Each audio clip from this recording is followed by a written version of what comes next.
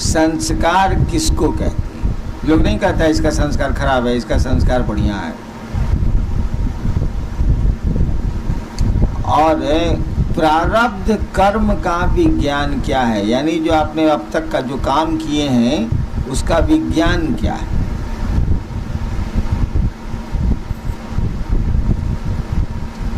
कल मैंने कहा था कि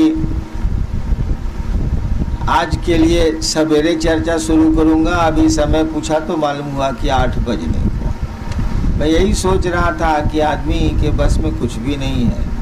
कल मैंने सोचा था कि सवेरे इस काम को करूंगा, 6:30 में शुरू करूंगा, 7:30 में ख़त्म कर दूंगा। आज सबसे ज़्यादा विलम्ब से शुरू हुआ, 8 बज रहा है।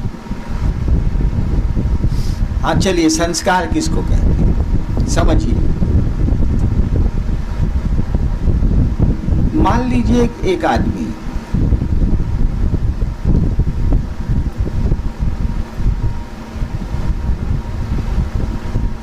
वह आदमी रोज चुन चुन के एक कीड़े को मारता है। उसने तय किया है कि हम रोज एक कीड़ा मारेंगे। मान लीजिए कि 5 कीड़ों की हत्या की सजा भुगतने भर वो जिंदा है। बूढ़ा आदमी है, मान लीजिए थोड़ी देर के लिए, 50-60 साल का आदमी है, 70 साल का आदमी है। उसको सनक सवार है कि हम रोज वो कीड़ा मारेंगे। जब तक जिंदा रहा वो 5 साल 2 साल मारता रहा, मर गया, शरीर छोड़ दिया उसने। जितने कीड़े मारे उसने, उसका प्रतिफल, उसका प्रतिफल माने उसका रिएक्शन तो जाएगा। मान लीजिए कि 2.5 साल आपने कीड़े मारे, तो मान लीजिए कि उसका प्रतिफल आपको नतीजा आपको 10 साल में भुगतना पड़ सकता है। अब मर गया वो 2 साल के बाद, तो ये प्रतिफल तो बच गए, रह गए। मैं आदमी पर उदाहरण नहीं देना चाह रहा। जैसे एक आदमी है जिसने 20 हत्याएं की, मान लीजिए थोड़ी देर के लिए, एक हत्या की सजा उसको इस जीवन में मिल सकती है, बाकी हत्याओं की सजा और पहले के कर्मों के चलते आगे जा रही है। पहले जो आप पेट्रोल डाले हैं उसी से इंजन चल रहा है, बाद में जो आप पेट्रोल डाल रहे हैं वो बड़ा गंदा है, लेकिन अभी पहले वाला पेट्रोल पर आपकी गाड़ी चल रही है और उसी बीच में शरीर छूट गया तो पुराना पेट्रोल तो रुका हुआ है। फिर शरीर में आइएगा तो पुनः पेट्रोल आवेगा, और तब जब आवेगा तो पहले थे डॉन, अब बना देगा कोबी को मंगा कोड़िया। जो कर्म फल के बीज, जिन जिन कर्मों के फल के बीज आप अभी तक भोग नहीं पाए हैं, वो सुख हो या दुख हो, उसका नाम है संस्कार। इसकी अंग्रेजी बड़ी अच्छी है, लेकिन अंग्रेजी से समझ नहीं पाइएगा, वैसे मैं बोल देता हूँ। संस्कार का अर्थ होता है the reactions in its potentiality. अंग्रेजी में समझाना आसान है। द रिएक्शंस, रिएक्शन आपको लिए हुए हैं, आप जो कर्म किए हैं उसका प्रतिफल लिए हुए हैं आप। इन इट्स पोटेंशियलिटी, यानी वो सीड के रूप में आपके पास बैठा हुआ, बिया के रूप में है। अनुकूल वातावरण, अनुकूल मौसम, अनुकूल पानी, अनुकूल हवा, अनुकूल सूरज जब मिलेगा तब वो अंकुरित होगा और उसमें पौधा निकलेगा। अब आप जानिए कि आपका जो बिया है बबूर का है कि आम का है। काहे कि अगर कांटेदार वृक्ष होंगे तो जिंदगी भर कांटे गड़ेंगे, फलदार वृक्ष होंगे तो जिंदगी भर फल खाएंगे। नहीं, संस्कार की अंग्रेजी में व्याख्या बड़ी अच्छी है, the reactions in it potentiality. जैसे पीपल का वृक्ष की सारी चीजें एक छोटे से पीपल के बीए में है। सीमेंट पर रख दीजिए, नहीं अंकुरेगा। जमीन में गाड़ दीजिए, अब वो चला। तो उस बीए में तो उस पीपल की पूरी पोटेंशियलिटी है कि नहीं है? पूरी समग्रता में पीपल वहां है कि नहीं है? तो कहा जाएगा इस बीए को पीपल का संस्कार है। लेकिन वो फलित नहीं हुआ। संस्कार फलित हो गया तो गया, तब संस्कार नहीं कहा जाएगा, तब तो भोग हो गया। फलित नहीं हुआ है तब तक वो संस्कार है। तंत्र में संस्कार की यही व्याख्या है। बोलचाल में हम लोग जात को लगा के कहते हैं या कुछ को लगा के कहते हैं कि रद्दी संस्कार का आदमी है वो, लेकिन संस्कार का वो अर्थ होता नहीं। संस्कार का अर्थ होता है कि वो कर्म जो आप अभी तक भोग नहीं पाए हैं, कर्मों के फल जो आप भोग नहीं पाए हैं और आपके साथ वो बिया के रूप में, सीड के रूप में, बीज के रूप में अटैच्ड हैं, लगे हुए हैं। वो अनुकूल हवा, अनुकूल मौसम, अनुकूल परिस्थितियां आएंगी, वो अंकुरेंगी। ठीक। प्रारब्ध कर्म इसको नहीं कहते। संस्कार तो बिया हो गया। प्रारब्ध कर्म का अर्थ हुआ कि आपने कर्म किया है और आप फल लेते चले जा रहे हैं। मैं जिस पेट्रोल से गाड़ी चल रही है, सीड में नहीं है प्रारब्ध कर्म। प्रारब्ध कर्म है जिसे पेट्रोल से आपकी गाड़ी चल रही है, जो उन कर्मों का प्रतिफल है। वो सीड में जब रहेगा तो संस्कार कहा जाएगा। जब एक्शन में आ जाएगा वो, तो कहा जाएगा इसके प्रारब्ध कर्म अच्छे नहीं, तभी इतना कष्ट पा रहा है। ठीक। अब एक उदाहरण देते हैं, समझिए। भगवान कृष्ण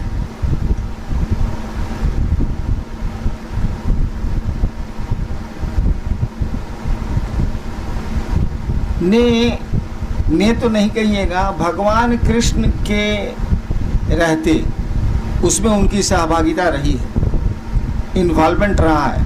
रहते कितनी हत्याएं हुई सोचिए तो। अगर कहानी है, कहानियों पर चलते हैं, अब सच है कि झूठ है, नाम देखा नाम देखा, कितनी हत्याएं हुई।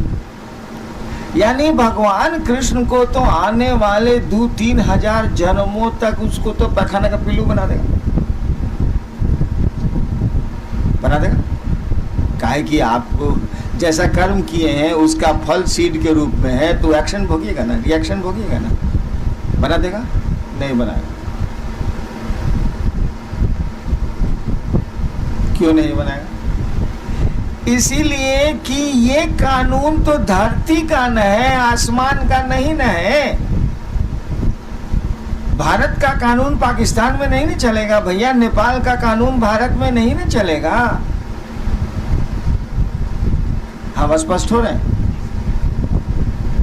नेपाल, आप भारत के कानून से नेपाल में घुस जाइएगा तो नेपाल में हो सकता है अपराध नहीं हो, यहाँ अपराध हो, यहाँ अपराध नहीं हो, वहाँ अपराध हो, आपको अरेस्ट कर दिया जाएगा, सजा मिल जाएगी। यहाँ का कानून अलग है, उस देश का कानून अलग है। हो सकता है भी, बहुत जगह है। आपके कानून से दूसरे देश का कानून अलग है नहीं। तो भगवान श्री कृष्ण की पर्सनैलिटी, उनका व्यक्तित्व ऐसा है कि जो कहानियां हैं, जो मान्यताएं हैं, उसमें कहा गया ये तो भगवान आए थे, ये तो ईश्वर के अवतार थे। विष्णु का अवतार कहा ही जाता है उनको। विष्णु के 10 अवतारों में एक राम है, एक कृष्ण है, एक बुद्ध है, महावीर भी। तो कहा गया ये तो विष्णु के अवतार हैं, यानी भगवान है। भगवान पर ये नियम नहीं लागू होता, ये धरती का नियम। लेकिन भगवान जैसे धरती पर आएगा, अब नेपाल का, आप हिंदुस्तान के आदमी गए नेपाल, छूट गए, अब हिंदुस्तान आपको क्या करेगा? अगर नेपाल से संबंध अच्छा नहीं तो क्या हम नहीं देंगे? तब ऐसे बहुत सारे मामले हैं, हमको नहीं बोलना चाहिए। नहीं,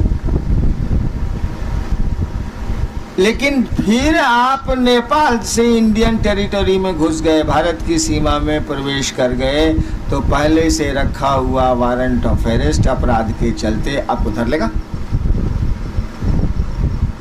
नहीं धरेगा? धर लेगा। भगवान श्री कृष्ण ने जिस प्रयोजन से धरती पर अवतार लिया, तो अवतार लेने के लिए उनको जीव भाव लेना होगा। शिव जब भी शरीर में आएगा तो उसको जीव भाव लेना होगा, जैसे आपके रूप में शिव ही आया है, अवतार लेना होगा। जैसे वो अवतरित होंगे, योनिगत होंगे, जैसे होंगे वो अब धरती के कानून के पकड़ में वो आगे। कानून ही का बनाया हुआ है, लेकिन ऊपर थे तब बनाया हुआ है, यहाँ नहीं चलेगा, यहाँ वो फंसेंगे। अब भगवान श्री कृष्ण ने मान लीजिए कि 10,000 आदमी उनके चलते मारे गए, मान लीजिए, थोड़ी देर के लिए मान लीजिए, वैसे बहुत ज्यादा है।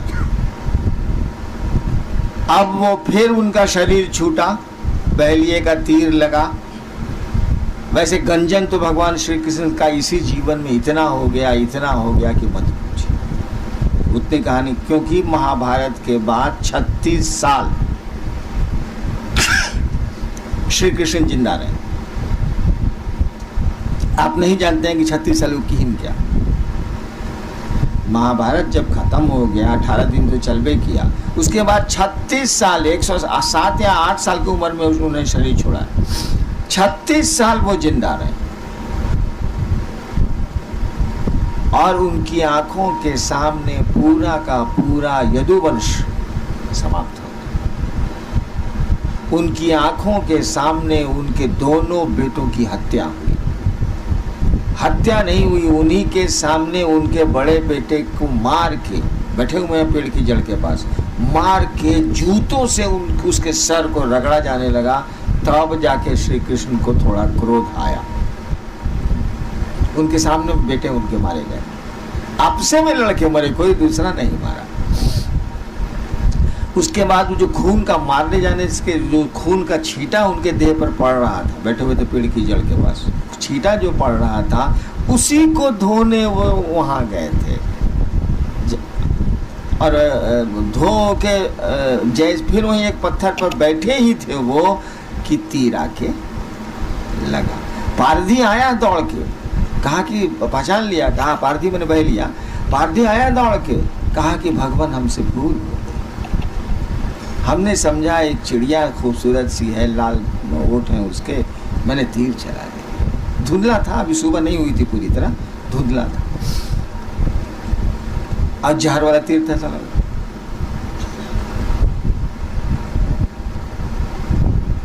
भगवान श्री कृष्ण ने कहा तीर तो चल गया, तीर तो चल गया, आप जो समझ के चलाइए, तीर तो चल गया, वो तो अपना एक्शन करेगा। गोली तो चल गई, आप जो समझ के चलाइए, वो तो अपना परिणाम लाएगी। और फिर वहीं गिरे वो। और ये भी जान लीजिए, श्री कृष्ण की लाश पड़ी है और 3 दिनों तक किसी को पता नहीं चला कि श्री कृष्ण मर गए। अंत में एक आदमी हस्तिनापुर गया, वहां अर्जुन को बोला, अर्जुन आए तब इनकी लाश उठी है। उन्हीं के जीवन में, उन्हीं के शरीर में उनका तो सब गंजन हो गया। लेकिन अब वो वापस लौटेंगे, वो परमात्मा यदि हैं तो वापस लौटेंगे और फिर परमात्मा के सदृश परमात्मा के में समाहित हो जाएंगे या रहेंगे। अब वहाँ ये कानून नहीं लगेगा कि इतनी हत्याएं हुई, ऐसा हुआ, वैसा हुआ, वैसा हुआ, कुछ नहीं, सब खत्म। फिर वही श्री कृष्ण आसमान में श्री कृष्ण है। लेकिन अगर दोबारा श्री कृष्ण ने जन्म ले लिया धरती पर, इंटायर कर्म फल जो उनके संचित यहाँ रुके हुए हैं, कब से धर ले। आप अपराध करके गए हैं नेपाल, जिस दिन भी घुसिए हिंदुस्तान, वह वारंट ऑफ अरेस्ट आपको धरे। बाहर है तो नहीं धरेगा। प्रारब्ध कर्मों का यही विज्ञान है। और ये जान लीजिएगा, धरती का मानी केवल आदमी नहीं होता है, सभी देवता धरती के में आते हैं, कोई देवता धरती की पकड़ से बाहर नहीं, एक्सेप्ट शिव और फिर उनके लोग, कोई धरती के बाहर नहीं है। यहाँ तक भी जिसको शिवलोक बोलते हैं, शिवलोक में शिव नहीं है, शिवलोक बोलते हैं, वह भी धरती की पकड़ में, माने वहां भी ये कानून लागू है। कौन कानून? प्रारब्ध कर्मों का कानून, कर्म और उसके फल का कानून। अब प्रारब्ध का, गोरखनाथ ने एक बार कहा था कि क्या तुम संस्कार की बात करते हो, क्या तुम कर्म फल की बात करते हो, मैं तुम्हारे कर्म फल को, मैं तुम्हारे संस्कार को दग्ध कर दूंगा। अब इसकी व्याख्या देखिए, गोरखनाथ जैसा आदमी कहता है कि मैं तुम्हारे कर्म फल के बीज को दग्ध कर दूंगा, यानी आप इतना मकई का बिया ले लिए हैं रोपने के लिए, एक आदमी, आपकी मालकिनी आती हैं, उनको नहीं मालूम है कि आप रोपने के लिए मकई रखे हैं, तावा पर उठाती हैं, देती हैं, भूंज रही हैं, अब लामा फूटने ही वाला है कि आप कहते रे रे रे रे काकी हमको तो रोपना था, ये तो भुजा बना दी इसका। रुक तो गई वो, कहा ठीक है नहीं भूजे, लेकिन क्या वह बिया पेड़ बनेगा? नहीं बनेगा, लेकिन वह मकई का बिया रहेगा। समझे? अकुरेगा नहीं, उससे मकई नहीं निकलेगी, पौधे नहीं निकलेंगे, लेकिन बीमार रहेगा। नहीं समझ रहे? बिया रहेगा। गुरु को अधिकार है, सदगुरु, सच्चे गुरु, सही गुरु को अधिकार है कि वे आपके कर्म फल को दग्ध कर दें, अच्छे कर्म फलों को विशाल कर दें। जैसे बहुत अच्छा कर्म है आपका और बुरे कर्मों से आप घिरे हुए हैं, अभी पेट्रोल जो चल रहा है उससे आप घिर गए, आपका अच्छा कर्म नहीं काम कर रहा है, उनको पावर है कि बुरे कर्म के बीज को वो जला दें, अच्छे कर्मों के बीज को पानी हवा दे दें। ये गुरु को अधिकार है, लेकिन गुरु को ये अधिकार नहीं है। ईश्वर की कुर्सी पर फिर है शिव को, लेकिन शिव गुरु को ये अधिकार नहीं है कि वह जो मकई का दाना दग्ध होके तावा में पड़ा हुआ है उसको मिटा दे, उसको वो नहीं मिटा सकते। गुरु की कुर्सी पर, ईश्वर के रूप में तो उनका कानून है, वो कानून को तोड़ ही नहीं सकते।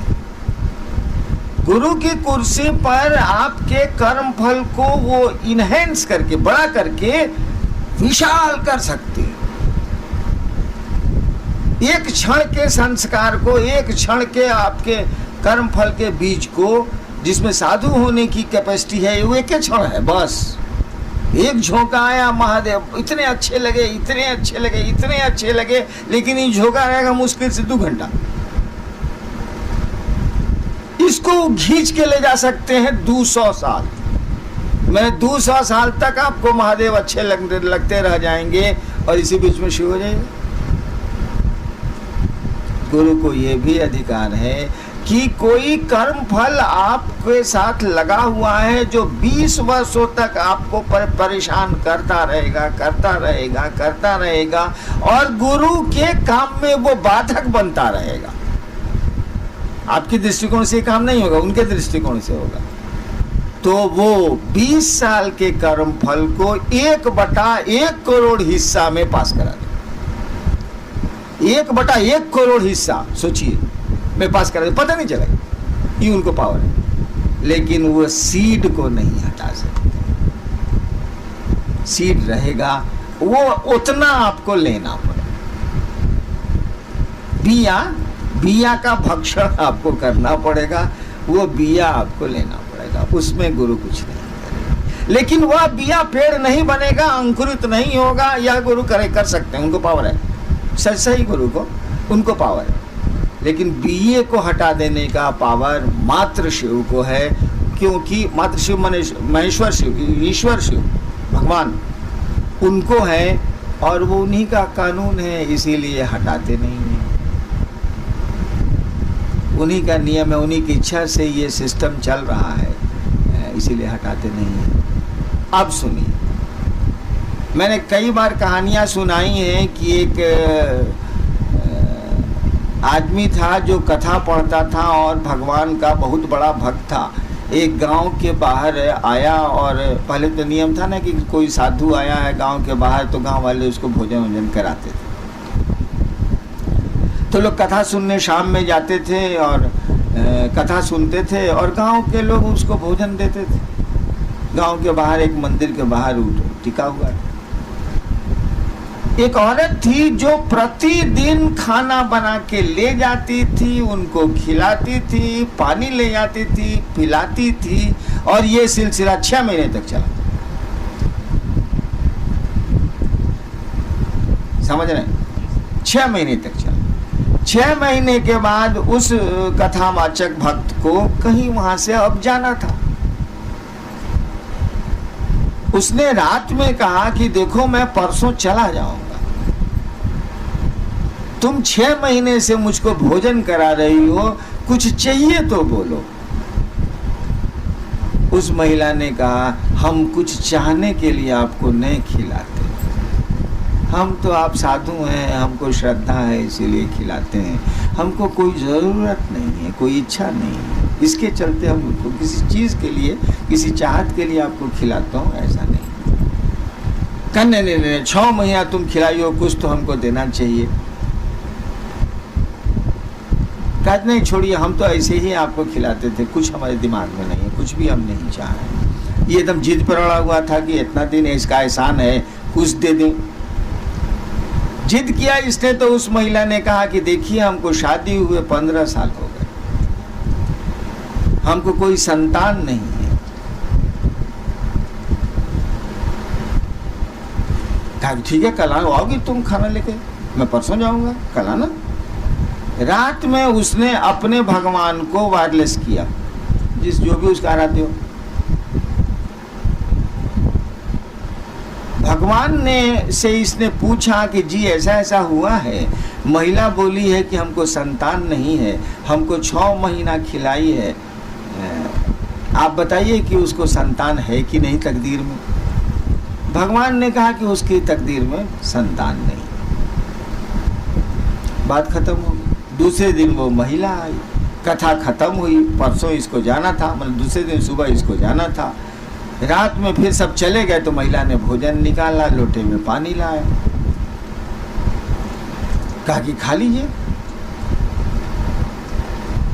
कहा कि देखो हम खाएंगे नहीं, तुम 6 महीना हमको खिलाई हो, और भगवान ने जब कह दिया कि तुम्हारी किस्मत में संतान नहीं है, हम तुमको संतान दे नहीं सकते, हम खाएंगे नहीं।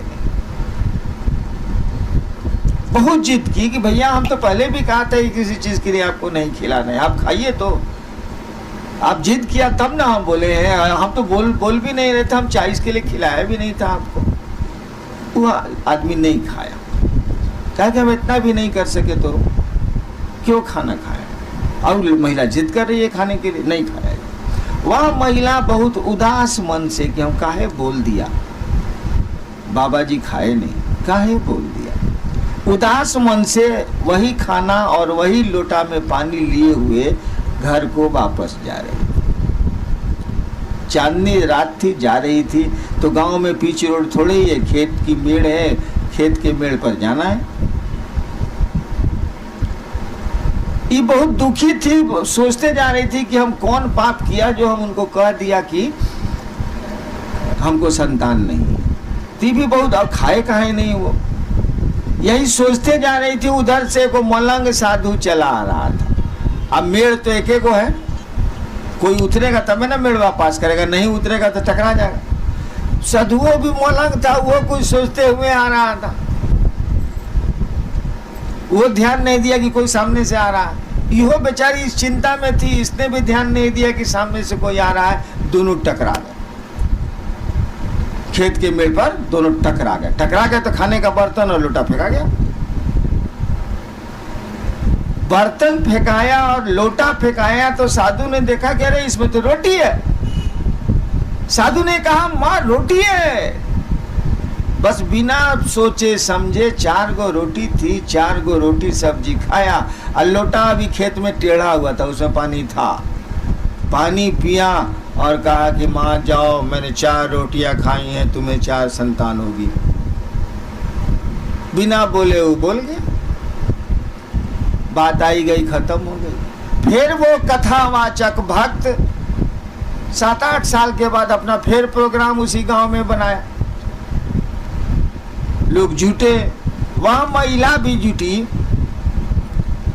उसके साथ 4 बच्चे थे।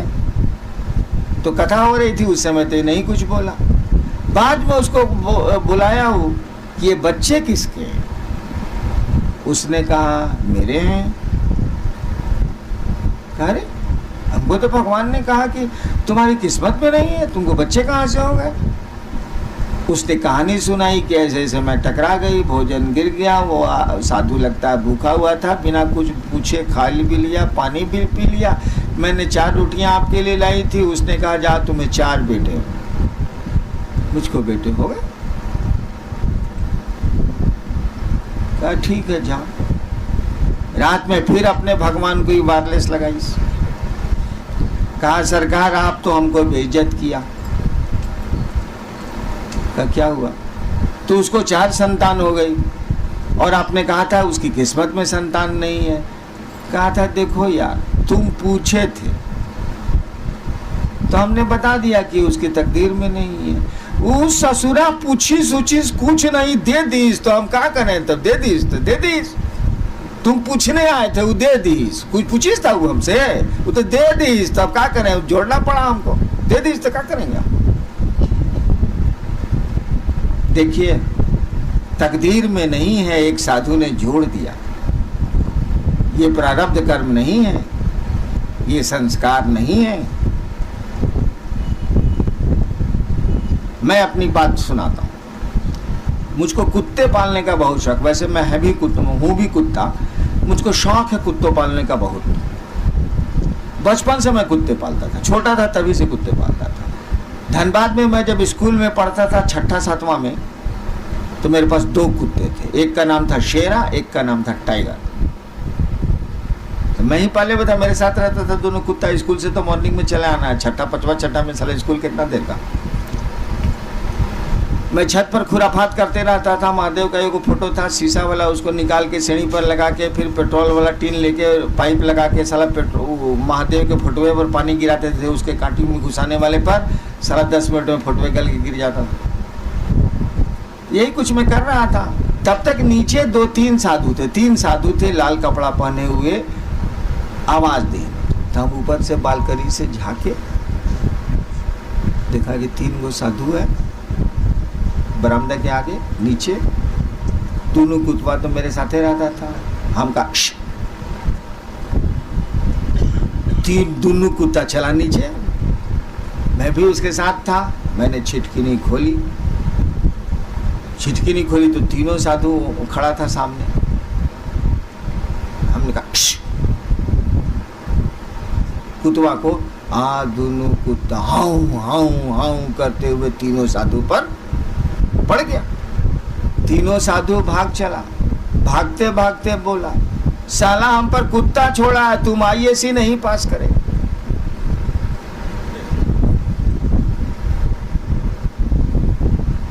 इतनी बात हमको थोड़ी याद थी, इससे ज्यादा याद नहीं थी। कौन इस पर विचार करता है? आए हम IAC में, पहला बार जो काम किया वो माइक से नहीं सुना सकते।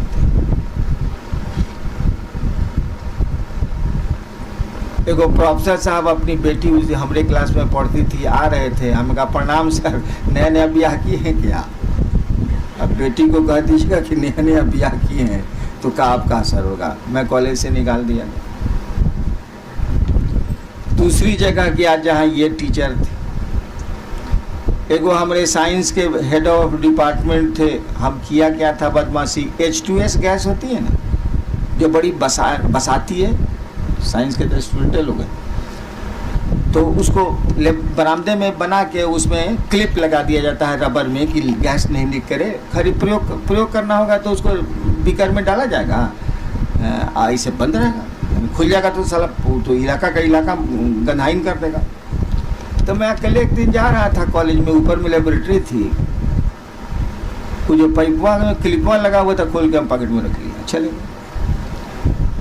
20 मिनट के बाद तो पूरा कॉलेज गंधाइन गंधाइन गंधाइन हो गया। साला लेबोरेटरी बॉय हमको देख ली,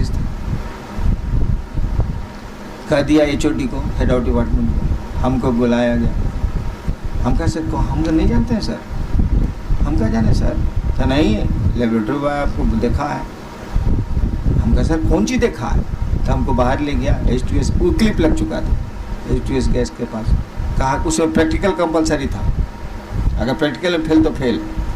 तो बोला कि देखिए मेरी ज़िंदगी तक आप पास नहीं करिएगा। हम कहा सर हम पास तो नहीं करेंगे लेकिन आप भी फेल कर जाइएगा सर। सर ऊपर से कूद जाएंगे तो अब क्या होगा सर। 2 साल गया। तिबारा एक बहुत बड़े गुरु जा रहे थे साहेबगंज से, मैं उनका दुल्हरुआ था, फर्स्ट क्लास में थे, उसमें फर्स्ट क्लास था। हम कहा बाबा दोनों बार झगड़ा करके हम परीक्षा पास नहीं किए हैं IAS। एक लाइन वाली बोला, सड़क बंद हो तो डाइवर्सन ले लो, सड़क बंद हो तो डाइवर्सन ले लो। मैंने अगर मार्ग बंद है तो पार मार्ग से जाइए, डाइवर्सन जाइए। साइंस में पढ़ते हो ना, आर्ट्स में चले जाओ। उसके बाद मेरा रिजल्ट क्या है, बैठे हुए 7 विषय में हमको डिस्टिंक्शन आता था, जबकि रात भर मसान में रहते थे, इन्हीं के साथ रहते। देखिए हमारे कर्म फल में तो नहीं था कि IAS पास नहीं करेगा, साधु ने डाल दिया कुत्ता लुकाने पर। अब वैसे लोग नहीं है, लेकिन एक जमाना था कि थे लोग। वो बोला कि IAS से तुम पास नहीं करेगा, और IAS में बॉटल नेक हमेशा हो जाए, हमेशा हो जाए, हमेशा हो जाए। तो फिर एक गुरु ने ही मुझको कहा कि सड़क बंद हो तो बगल के रास्ते से निकल जाओ। साइंस में हो ना, हम कहा जी आर्ट्स में चलो। यानी प्रारब्ध कर्मों का विज्ञान देखिए, कोई कर्म नहीं है आपके, अतः वो लगा दिएगा या वापस ले लिएगा, दोनों होगा। बहुत कर्म फल है आपको कि बहुत तबीयत खराब रहेगी, बहुत तबीयत खराब रहेगी, आप आए मेरे पास, हमको जाए दूर ठीक हो जाएगा। वो जो सीड वहां तक काम किया है उसके बाद मुरझाने लगेगा, मुरझाने लगेगा तो पेड़वा मुरझा जाएगा। पेड़वा जब मुरझा जाएगा तो कटवा कहाँ से करेगा, मुरझा के मर जाएगा। यानी प्रारब्ध, ये ऐसा कौन कर सकता है, इसका विज्ञान समझिए। ये पूरा का पूरा सिस्टम, पूरी की पूरी ये पद्धति कि कर्म कोई करेगा और कर्म के फल लेगा, ये तो उस शिव की इच्छा से ना है, उस ईश्वर की इच्छा से ना है।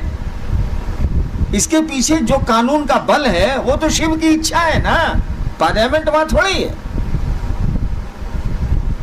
ये भाई धरती पर जो भी सिस्टम चल रहा है वह शिव की इच्छा से न चल रहा है। कर्म कर्म फल का विज्ञान, कर्ता आप हैं तो कर्म आप करिएगा, कर्ता कर्म करेगा तो कर्म के फल भी लेगा।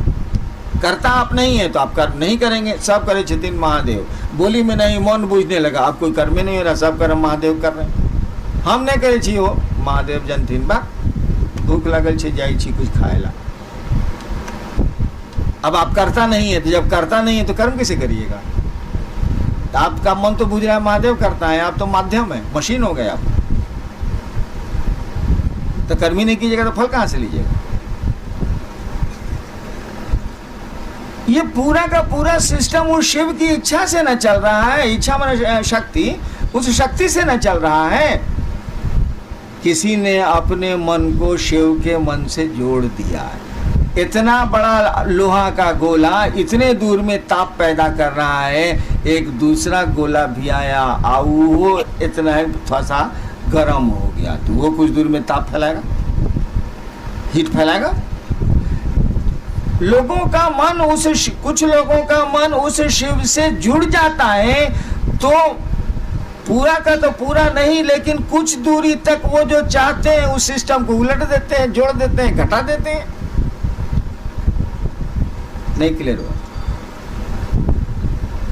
किसी का मन शिव से जुड़ गया है, उन्हीं की इच्छा से हो रहा है ये काम, तो इसकी भी इच्छा तो अब छोटे मोटे शिव की इच्छा हो रही है ना। इसने कहा ये काम नहीं होते तो नहीं होते जो, अब वो सिस्टम तो वहां ब्रेक कर गया, सिस्टम ब्रेक कर गया, या आपके कर्म फल में नहीं है, उसने कहा जाओ हो जाएगा। तो कर्म फल में तो नहीं है, लेकिन उस सिस्टम, उसका मन शिव से जुड़ा हुआ है, तो उस सिस्टम को डिस्टर्ब कर दिया वो। आप समझ रहे हैं कि नहीं समझ रहे हैं? एक जादूगर को देखें, कभी जादू तो किया है आप लोग? घर में नहीं किया तो कहाँ पूछिए। जादूगर को देखिएगा, उसके साथ एक छोकड़वा रहता है, दूगरम चेलवा रहता। पहले की बात हम कह रहे हैं, जब जादूगरों मेरा साथ था तब उसके साथ एक छोकड़ा रहता। साला बहुत बात पूछता है, पूरा बात तो नहीं पूछता है, लेकिन बहुत बात पूछता है साला। अकेले रहेगा तो वो कुछ खेल तमाशा करिए देगा। उसको बोलते हैं जमूरे। कचहरी में देखिएगा तो जादूगर बोलेगा हाँ जमूरे, हाँ उस्ताद। वो बोलेगा हाँ उस्ताद। हाँ बोल जमूरे, हाँ उस्ताद। साहब के पॉकेट में क्या है जमूरे? उस्ताद साहब के पॉकेट में कलम है उस्ताद।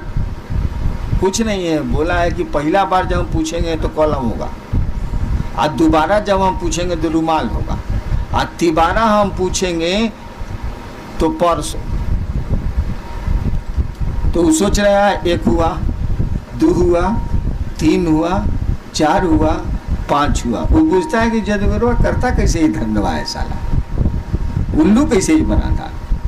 तो वो पूछता है थोड़ा बहुत, उसी के मदद से वो काम लेते हैं जादूगर। तो महादेव के साथ जो जमूरे रहते हैं ना साले, इनको भी थोड़ा थोड़ा बुझाने लगता। इसीलिए ये भी कुछ कहीं ना कहीं पेचकस सिस्टम में लगा देते हैं। जब पेचकस वाल लगा देंगे तो साला पेट्रोल जाना था साला 1 mm तो जा रहा है साला आधा mm। पेट्रोल जाना था आधा mm, स्क्रू को ढीला कर दिया, जा रहा है 5 mm। जाए साला। समझ रहे इस बात को कि नहीं?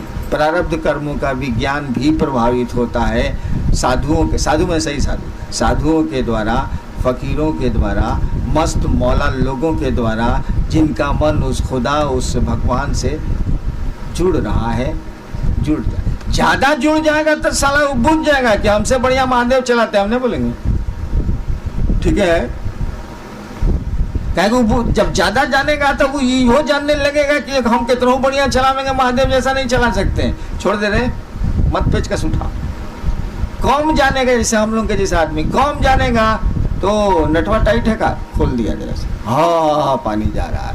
महादेव भी देख के अख बका रहे हैं कि साला ये जमूरे सब इधर से उधर करते रहता है। बताओ यार, ये प्रारब्ध कर्मों का विज्ञान यही था, संस्कार। 40 मिनट हो गया, आप सबों को प्रणाम। आप घर को जाइए, कल फिर मिलते हैं।